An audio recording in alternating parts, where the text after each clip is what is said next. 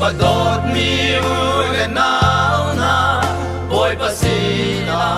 rakir chang naswal nak zai thuk tamang se adot na bel angan del dong ni ngai lo boy padot na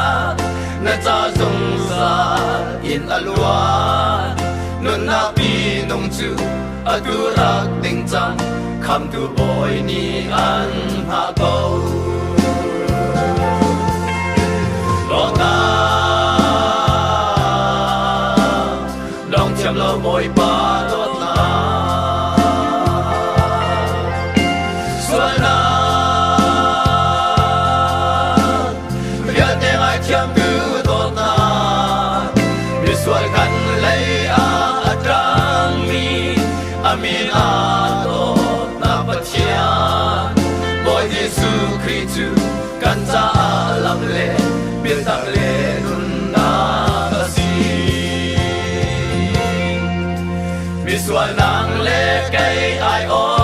in vai lam a thi na ka tuar kan sual nang le ba a chang di nang le kai mi luar kan si kan ma tua ser na ai tel lo tu pa to na ka si o asung loi sing shan boy pa dot na khwa ru har dot na dong cham lo boy pa dot na sual na te ngai cham bu dot na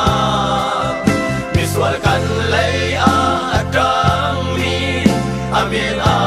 dot na pachian boy Giêsu Christu kan cha lam le biết tak le nun na si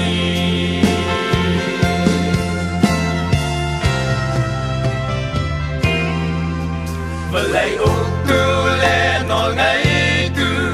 ni mi suan an kol tik a an mu a chung an tuk an ve an tlai i thong an khum si se boy Giêsu ni mi suan a koli a mu mi chu a sual a ngai thiam a thirin a chan zum za nun na ro a pe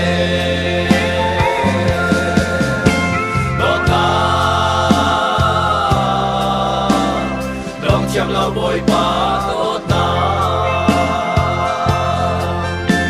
suana ya de ai cham tu tot na mi sual kan lei a atang mi amin a tot na patia boy Giêsu Christu kan cha lam le biết tak le nun na ka si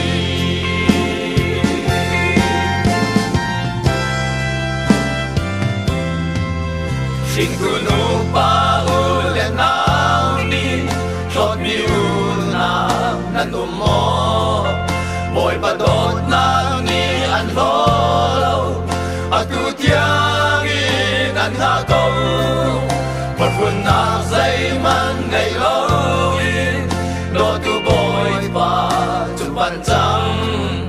an bo man hom lai a dot nam velin na come to boy Giêsu ni dot na